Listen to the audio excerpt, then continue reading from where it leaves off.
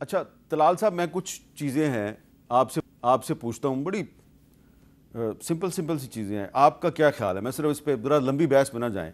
मसलन charter of democracy का point number 15 है, 15, कौमी और सूबाई असम्बलियों में chairman of public accounts committee को हिज़्ब मुखालिफ के लीडर अपनी अपनी असम्बलियों के लिए भर्ती करेंगे। आपके ख्याल में ये ठीक है, इस पर अमल दरामद होना चाहिए? बिल्कुल, क्योंकि कुछ सूबाई असम्बलियों में नहीं होता, कहीं पे होता है, कहीं पे नहीं होता। इस पे होना चाहिए, आपके ख्याल में होना चाहिए?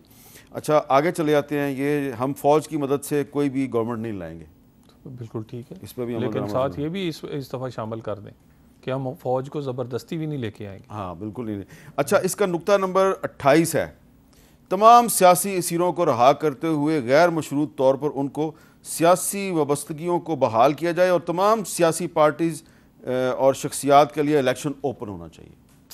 देखिए, सियासतदान होने से लाइसेंस नहीं मिल सकता कि आप जो मर्जी करें, और सियासतदान होने से बल्कि पहले एहतसाब के लिए अपने आप को पेश करना सियासी असीरों को रहा करना चाहिए कि नहीं करना? सियासी, लेकिन जो जिन पर कोई मुकदमा ना हो, ठीक है, जो जेनवन जिन पे मुकदमा है।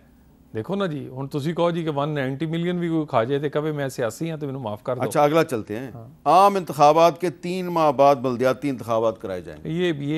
ये इसको इसी तरह ही आना चाहिए आइन में। तो ये फिर आप अपने ड्राफ्ट में इसको शामिल करें कि बल्दियाती इलेक्शन भी कराना चाहिए। बिल्कुल ये होना चाहिए।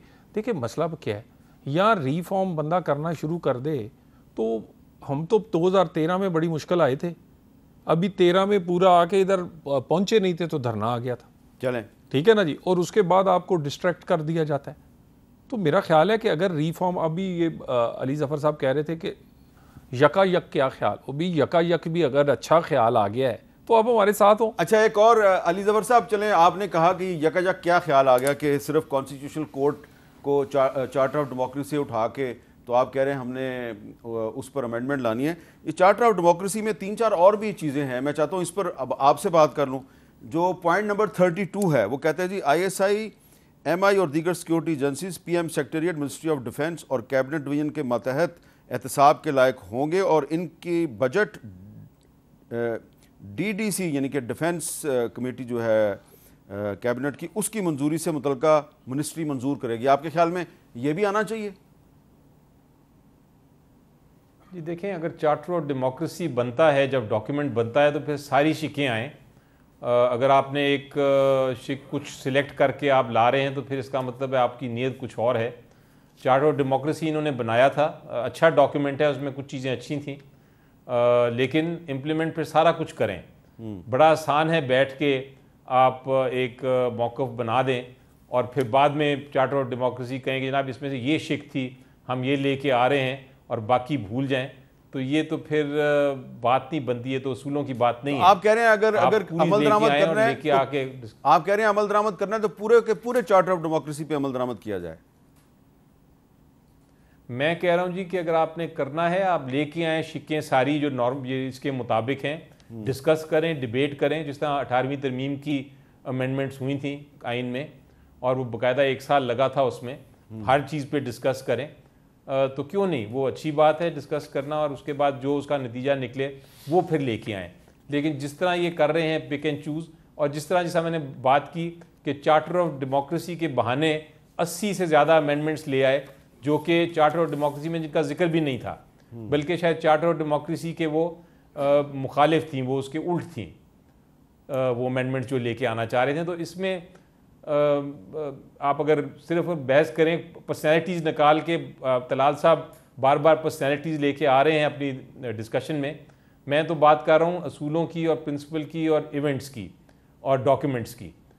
आप उठा के देख लें इनका जो ड्राफ्ट था, जो पीपल्स पार्टी के पास भी गया और जो शायद सेनेटर जो हैं उनके पास भी गया, मुर्तज़ा कामरान साहब के पास, JUI के जो वकील हैं, तो उनके पास भी जो ड्राफ्ट्स गए उसमें देखिए क्या क्या चीज़ें हैं। कामरान मुर्तज़ा साहब तो कहते हैं कि जो मैंने पहले निकाला ड्राफ्ट, तो उसमें एक सांप निकला काला, आर्टिकल 8 का तरमीम। तो ये इस किस्म की ये वो मौलाना फजलुर रहमान साहब ने लेके आना चाह रहे थे। आर्टिकल 8 के अंदर जो प्रपोज्ड अमेंडमेंट्स थी, इजाफे थे, वो सारा बताया है। वो काला सांप नहीं था, बल्कि वो काला अजदहा था। सांप तो छोटी चीज़ होती है, वो अजदहा था। लेकिन अच्छी बात यह है कि वो सब ख़त्म हो गया और हुकूमत ने भी अब उस पर इसरार नहीं किया। तलाल चौधरी साहब, अब आपके मेहरबान और महबूब इमरान खान साहब जो हैं, उन्होंने तहरीक इंसाफ को हुक्म दिया है कि आपने 4 अक्टूबर को डी चौक इस्लामाबाद में एहतजाज करना है, यानी कि इधर मुजाहरा करना है यहीं पे। तो ज़ाहिर बात है हुकूमत उसकी इजाज़त नहीं देगी, तो फिर क्या होगा? क्या दोबारा इमरान खान साहब के पास जेल में कोई पार्टी जाएगी और उनको दरख्वास्त करेगी कि अपना ये ऐलान वापस ले लें आप?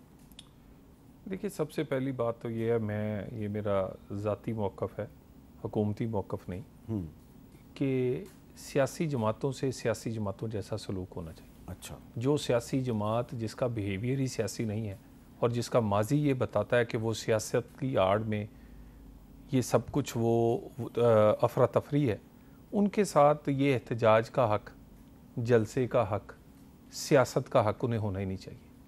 मुझे ये बताएं मीर साहब, 126 दिन का धरना वो रिटर्न एग्रीमेंट था, आपको उस वक़्त हम दिखाया करते थे, उसकी आड़ में ये रेड जोन में आए।